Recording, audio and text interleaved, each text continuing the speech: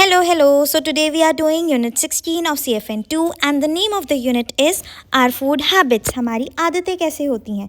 अब आदतें एक दिन में फॉर्म नहीं होती हैं, it takes a long time. आपके बचपन से ही आपकी फूड हैबिट्स फॉर्म होने लगती हैं एंड अडल्टहुड तक वही चलती हैं। एंड अडल्टहुड में चेंज करना भी हैबिट्स बड़ी प्रॉब्लम वाली बात होती है because it is not easy to change your habits.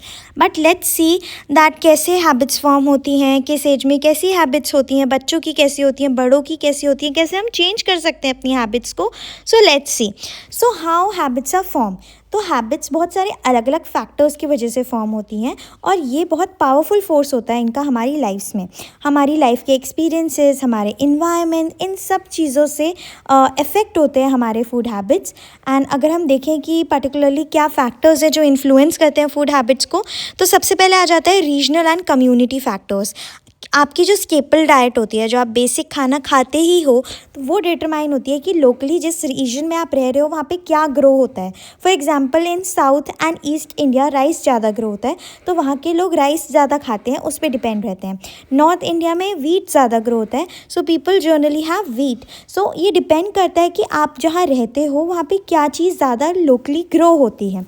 Then religious beliefs, आपकी क्या बिलीव्स हैं, क्या फैमिली ट्रेडिशंस हैं, उससे भी कुछ चीज़ें जो है वो आप एक्सेप्ट कर लेते हो, कुछ रिजेक्ट कर लेते हो। कुछ चीज़ें आपके लिए एक्सेप्टेबल बन जाती हैं और कुछ नहीं बनती। फॉर एग्जांपल वेजिटेरियंस के लिए, for them non vegetarian food items are not acceptable because it is against their beliefs. तो हमारे बिलीफ और हम जिस रीजन में रहते हैं उससे भी बहुत इफेक्ट होता है कि हमारी फूड हैबिट्स क्या हैं।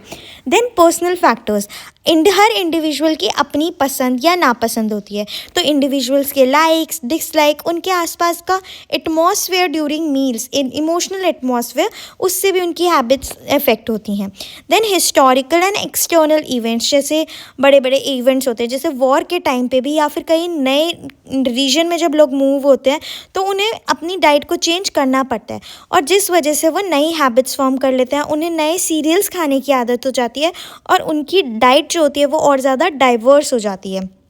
नाउ लेट्स सी कि क्या फैक्टर्स हैं जो कि हमारे फूड एक्सेप्टेंस को अफेक्ट करते हैं एंड क्यों हम कुछ चीज़ों को ज़्यादा प्रेफर करते हैं than others. Why do we choose some foods over the others. सबसे पहले कुछ चीज़ें होती हैं जो हमारी फेवरेट होती हैं, जो हमें बहुत पसंद होती हैं और वो हमारी मेमोरीज से भी जुड़ी होती हैं, जैसे कि फेस्टिवल्स, दिवाली, होली, या फिर कई बार हमें फैमिलीज़ के हम जाते हैं गैदरिंग में तो वहाँ पे चीज़ें सर्व करी जाती हैं with love, so we like to have those food, the sweets, the savoury things, everything whatever is served with love and whatever is associated with memories, हमें वो सारी चीज़ें अच्छी लगती हैं।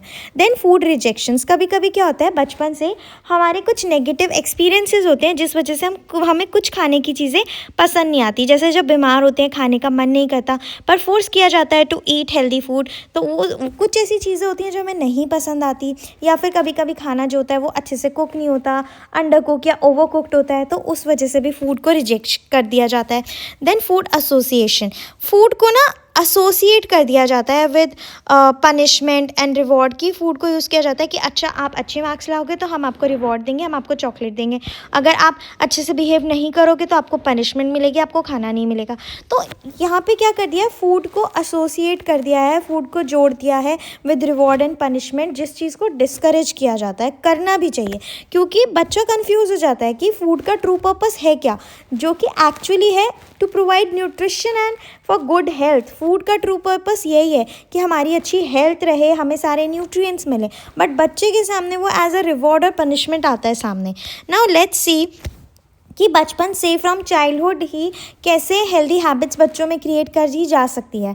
बच्चे जो होते हैं वो अपने बड़ों को, पेरेंट्स को, टीचर्स को एज रोल मॉडल्स देखते हैं और वो उनके ईटिंग पैटर्न्स को भी कॉपी करते हैं। स्कूल एज इन्फ्लुएंस देखें तो एक बार जब बच्चा स्कूल जाने लगता है तो उनका फूड वर्ल्ड जो होता है वो और एक्सपैंड हो जाता है क्योंकि वो देखते हैं that what their friends are having, teachers are having, तो उनके लिए वैरायटी बढ़ जाती है। Then the impact of school timing, अब स्कूल तो सुबह सुबह जाना होता है तो टाइट शेड्यूल की वजह से कभी कभी जल्दबाजी में ब्रेकफास्ट किया जाता है और पैक्ड लंच जो होते हैं उसके अंदर भी अनहेल्दी और क्विक फिक्स स्नैक्स होते हैं जो जल्दी से रख दिए जाते हैं। For example instant noodles, something like that.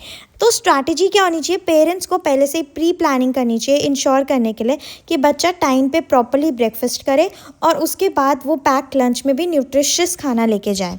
Then convenience and modern challenges. अब हम देख रहे हैं कि इतने फास्ट पेसिंग वर्ल्ड है हमारा, हर इंसान बिजी है, तो मॉडर्न हाउस होल्ड में बड़ा एम्फेसिस रहता है कि जल्दी से फूड प्रिपेयर कर लिया जाए क्योंकि सब लोगों को काम पे जाना होता है। तो यहाँ पे रिस्क क्या होता है कि जो इंस्टेंट फूड है जैसे मिक्सेस, बेवरेजेस, स्नैक्स, वो टाइम तो बचा लेते हैं लेकिन उससे न्यूट्रिशन बिल्कुल नहीं मिल पाता, उससे इवन पुअर न्यूट्रिशन होता है, वो भी बहुत हाई कॉस्ट पे।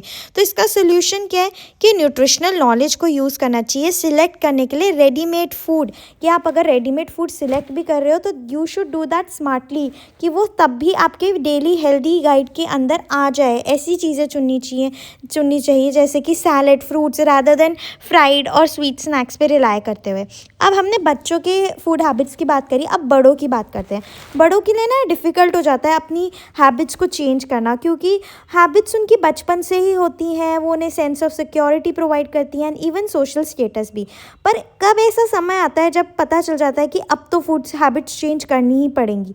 अगर आपकी हेल्थ बहुत ख़राब होती जा रही है, मॉडिफिकेशन चेंज जब ज़रूरी होता है जब आपकी करंट हैबिट्स की वजह से आपकी हेल्थ ख़राब होती जा रही हो, ओबेसिटी, डायबिटीज़, हार्ट डिजीज़। अब मोटिवेशन क्या है, यूनिवर्सल मोटिवेटर है अच्छी हेल्थ। हर इंसान चाहता है कि उनकी हेल्थ अच्छी हो और अच्छी हेल्थ के लिए आपकी अच्छी हैबिट्स भी होनी चाहिए। तो गुड एग्जाम्पल सेट करना सबसे इफ़ेक्टिव तरीका है to help others change. Then monitoring, आपको सिर्फ एपेटाइट पे ही डिपेंड नहीं करना चाहिए, रिलाई करना चाहिए बल्कि आपको एक डेली फूड गाइड यूज़ करना चाहिए चेक करने के लिए कि आप सभी चीज़ें सभी फूड ग्रुप्स की खा रहे हो या नहीं, सारे न्यूट्रिएंट्स जो आपकी बॉडी के फंक्शनिंग के लिए एसेंशियल है वो कंज्यूम कर रहे हो या नहीं। एक बार रिविजन देख लेते हैं। हैबिट्स की बात करें तो हैबिट्स एक दिन में फॉर्म नहीं होती, it takes a long time and it is influenced by various factors, जैसे कि किस रीजन से आप बिलोंग करते हो, what is your culture and your personal likes and dislikes. बच्चों की जो हैबिट्स होती हैं वो चाइल्डहुड से फॉर्म होने लगती हैं एंड वो उनके अडल्टहुड तक रहती है। स्कूलिंग में हमें ध्यान देना चाहिए बच्चा प्रॉपरली घर से ब्रेकफास्ट करके जाए और पैक लंच में भी वो हेल्दी चॉइसेस लेके जाए instead of poor snack choices. Convenience भी देखें तो अगर कोई चीज़ इंस्टेंट है so you need to know that हमेशा इंस्टेंट का मतलब अनहेल्दी नहीं होता। आपको बस चूज़ जो करना है वो बहुत वाइसली करना है। You should go for salads and fruits. Assessment हम कैसे कर सकते हैं कि हमारी हेल्थ अच्छी है, अच्छी हेल्थ रिफ्लेक्ट होती है हमारे अपीयरेंस में, हमारे स्टैमिना में। So this is all about this unit. I hope you like this video. If you like this video do give it a thumbs up, subscribe to my channel for more such videos. Thank you.